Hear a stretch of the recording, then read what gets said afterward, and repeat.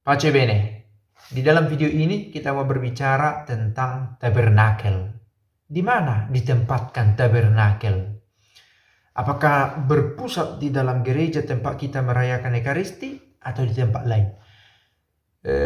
Untuk mendasari apa itu tabernakel, itu semacam kotak, bisa juga tidak kotak, yang biasa kita lihat dalam gereja, tempat menyimpan sakramen Maha Kudus yang sudah dikonsekrasi, yang sudah didoakan dalam perayaan Ekaristi, sehingga roti menjadi tubuh Kristus sendiri. Tabernakel berasal dari bahasa Latin tabernaculum, kemah, tenda yang sudah diaugurasi, yang sudah dikhususkan untuk menyimpan sesuatu yang kudus, yang suci. Nah, dalam hal ini tabernakel tempat Ekaristi itu tadi. Di mana ditempatkan? Sumber kita untuk membahas ini adalah pedoman umum Missale Romawi nomor 314, 315 dan 316.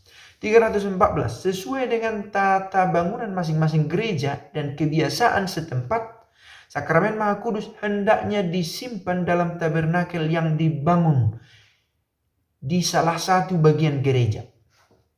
Tempat tabernakel itu hendaknya sungguh mencolok, indah dan cocok untuk berdoa.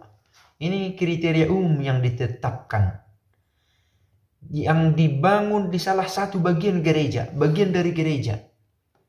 Tetapi di mana akan dijelaskan dalam bagian selanjutnya.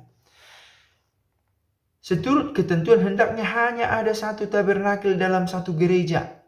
Kenyataannya tidak semua gereja punya tabernakel di stasi-stasi yang terpencil. Ini karena situasi umat yang tidak memungkinkan atau situasi imam yang tidak memungkinkan mengunjungi dan menempatkan Ekaristi di sana. Banyak alasan, kebiasaan, situasi setempat. Tabernakel hendaknya dibangun permanen, dibuat dari bahan yang kokoh, tidak mudah dibongkar dan tidak tembus pandang. Kita tahu bahwa biasanya itu kotak yang sangat besar, yang sangat kokoh, tidak selalu besar. Dan seperti yang dijelaskan ini, tabernakel hendaknya dilengkapi dengan kunci yang aman. Itu biasa juga ditempatkan di credence, di meja pelayan, untuk kemudian dipakai oleh pastor membuka tabernakel, dan kalau ada hosti di sana diambil untuk dibagikan bersama dengan hosti yang baru dikonsekrasi dalam perayaan Ekaristi, sehingga bahaya pencemaran dapat dihindarkan. Sedemikian diusahakan supaya tetap terjaga. Seyogianya sebelum dikhususkan untuk penggunaan liturgis, tabernakel diberkati. Oke, seturut tata cara yang diuraikan dalam buku Rituale Romanum. Jadi tidak hanya sekedar dibeli mahal ditempatkan, tidak juga, tetapi diberkati. Dengan ini diberkati dengan sepengetahuan pastor ada tabernakel.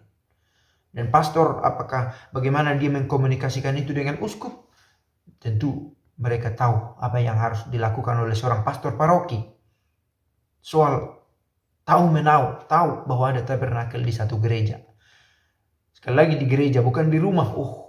Rasanya supaya rumah ini tetap kudus, kita buat tabernakel. Tidak juga. Poin 315, sangat sesuai dengan makna simbolisnya kalau tabernakel sebagai tempat menyimpan sakramen Maha Kudus tidak diletakkan di atas altar di mana ada perayaan Ekaristi, bukan di atas altar. Nah, ini dulu dalam bentuk misa zaman dulu ada altar yang menghadap ke dinding dan tabernakel juga di sana sekalian. Nah, berbeda dalam format yang dikatakan ini. Tidak diletakkan di atas altar di mana dirayakan Ekaristi. Karena itu, sesuai dengan kebijakan uskup diosesan, selalu dengan pertimbangan uskup partikular, uskup di keuskupan masing-masing, tabernakel lebih baik ditempatkan pertama, kalau di panti imam, terpisah dari altar yang digunakan untuk merayakan Ekaristi, dalam bentuk dan tempat yang serasi, tidak terkecuali pada altar lama yang tidak lagi digunakan untuk merayakan Ekaristi. Oke, terpisah dari altar. Bukan juga kalau ada altar lama dibuat di sana, bukan dalam hal itu. Yang pasti tidak dalam kesatuan dengan altar untuk perayaan Ekaristi.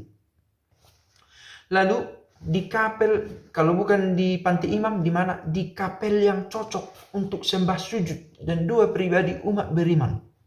Dan ini yang semakin diterapkan di banyak tempat. Jadi kalaupun dipindah, jangan berpikir itu kreasi-kreasi zaman sekarang, bukan. Itu sudah dituliskan dalam pedoman umum misalnya Romawi. Dibuat agak ke samping, kok disampingkan Yesus kita, mengapa? Justru untuk mendukung orang berdoa di sana. Di kapel yang cocok untuk sembah sujud dan dua pribadi umat beriman, dari segi tata bangun, kapel ini hendaknya terhubung dengan gereja dan mudah dilihat oleh umat. Supaya dengan itu dia punya tempat yang kudus dan khusus, dan perayaan Ekaristi tetap berlangsung di sini tanpa perhatian yang terbagi. Ada di sini terjadi konsekrasi, tetapi tidak dalam perhatian yang terpecah dari umat untuk tetap terpusat pada perayaan ini. Oke, poin 316. Selaras dengan tradisi, di dekat tabernakel harus dipasang lampu khusus yang menggunakan bahkan minyak atau lilin. Lampu ini bernyala terus-menerus sebagai tanda dan ungkapan hormat akan kehadiran Kristus. Di beberapa tempat masih setia dengan lilin, api yang benar-benar api, bukan artificial lampu, tetapi semakin umum dipakai lampu. 317. Semua hal lain yang berkaitan dengan penyimpanan sakramen Maha Kudus dan ditetapkan oleh hukum hendaknya selalu diperhatikan. Ditetapkan oleh hukum. Kitab hukum kanonik juga berbicara tentang ini. Oke, mudah-mudahan jelas video ini, karena kemarin ada yang bertanya mengapa dipindah-pindah. Apakah saya sudah jelaskan ini di video sebelumnya? Bukan untuk mengaburkan, justru untuk memperterang betapa penting Ekaristi. Maka sangat wajar baginya diberi tempat yang khusus, dibangun satu kapel bila memungkinkan. Nah, kita karena mungkin tidak punya banyak pembanding, kita melihat satu kemungkinan saja ditempatkan di dekat altar, maka akhirnya dianggap itu satu kebenaran yang mutlak, yang ternyata bukan hanya dekat altar, malah dikatakan di kapel yang cocok, yang terhubung dengan gereja. Semoga video ini berguna dan pace bene.